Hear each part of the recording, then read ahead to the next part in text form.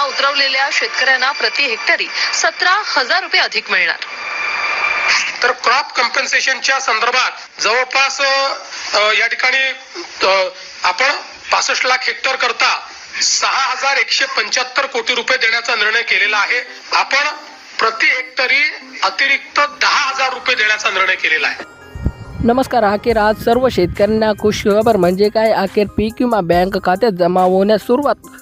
पीक विमा वितरण राज्यातील ज्या शेतकरी बांधवांना पीक विम्याचा पहिला टप्पा पैसे वाटप झाले नसतील अशा शेतकरी बांधवांना खात्यामध्ये पीक विम्याचा दुसरा टप्पा पैसे वितरण होण्यास सुरुवात झाली आहे।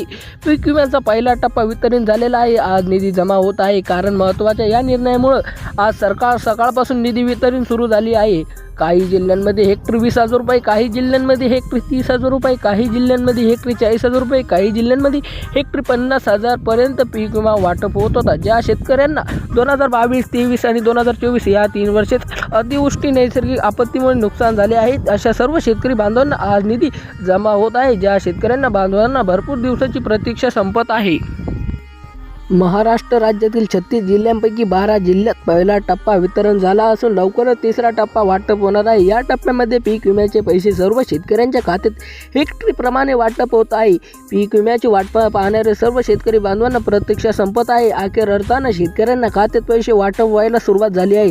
तुमचा जिल्हा प्रमुख जिल्ह्यांपैकी असेल तर तुमच्या खात्यात पीक विम्याचे पैसे वाटप होतील। ज्याचे 3 वर्षे 2022, 23, 24 अतिवृष्टी नैसर्गिक आपत्तीमुळे मोठे नुकसान झाले असतील त्यांना पंचनामे केले असेल तर तुम्हाला 100% पीक विम्याचे पैसे आज निधी जमा होत आहे। हा पीक विमा 2022 आणि 23 आणि 24 या 3 वर्षाचा एकत्रितपणे वाटप होत होता। 2022 आणि 2023 मध्ये भरपूर शेतकरी बांधवांना पैसे मिळाले नव्हतेच। तसेच 2024 आणि 2000 झालेले नुकसान भरपाईचे बाकी होते त्यांना अनुशासनाने या पीक विम्याचा पहिला टप्पा अगोदर वितरित झालेला आहे आणि आज निधी जमा होत आहे। हे आपले राज्य कृषी मंत्री दत्तामामा भुमरे यांना माध्यमातून हा पीक विमा पैसे थेट शेतकऱ्यांच्या पात्र शेतकऱ्या खात्यामध्ये वितरण करण्याचा आदेश देण्यात आला आहे आणि निधी जमा होत आहे। भरपूर शेतकरी बांधवांना सोयाबीन, कापूस आणि तूर, मूग, हळद, ज्वारी आणि बाजरी अशा 50% पिकाच्या नुकसानीसाठी जास्तीत जास्त पीक विमा वाटप होतो आहे। व तसंच एकच विनंती करू इच्छितो की जर तुम्ही माझ्या चॅनलला नवीन आले असाल तर सबस्क्राईब करायला विसरू नका। या 50 पैकी कोणत्याही पिकाचे नुकसान झाले असेल तर तुम्हाला पीक विम्याचे पैसे होते आहे। या ठिकाणी तालुकानिहाय पीक विमा रक्कम जाहीर झाली असून 75% पीक विमा यावर्षी 2024 आणि 32 जिल्ह्यांना जाहीर झाले आहेत आणि 2022 मध्ये पीक विमा झोपलेली होती तर 2025चा पीक विमा सुद्धा तात्काळ वाटप करण्याचा आदेश देण्यात आला आहे।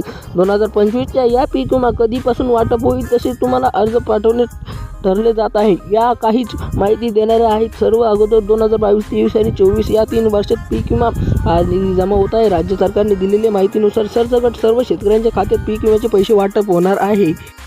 कोणत्या बँकमध्ये पैसे येणार आहे याची यादी Bank of India, Bank of Maharashtra, Corner Bank, ICICI Bank, Kotak Mahindra Bank, UDI Bank, IDI Bank, HDFC Bank तसेच State Bank of India, Maharashtra Gramin Bank, Indian post bank यासोबतच सहकारी, खाजगी, तस्त आणि सोसायटी अशा सर्व बँकमध्ये पैसे वाटप होतील। महत्त्वाचं काम म्हणजे तुमचं आधार कार्ड बँकेला लिंक असायला पाहिजे आणि बँक खाती KYC केली आहे का हे तपास। महाराष्ट्र 12 जिल्ह्यांची यादी पीक विमा वाटपाला प्राधान्य मिळालं आहे। 12 जिल्ह्यांमध्ये जालना, छत्रपती संभाजीनगर, औरंगाबाद म्हणजेच छत्रपती संभाजीनगर, अहिल्यानगर, यवतमाळ, धाराशिव, परभणी, बीड, अकोला, हिंगोली, लाढाणा, नांदेड आणि लातूर या जिल्ह्यांचा समावेश आहे। धन्यवाद।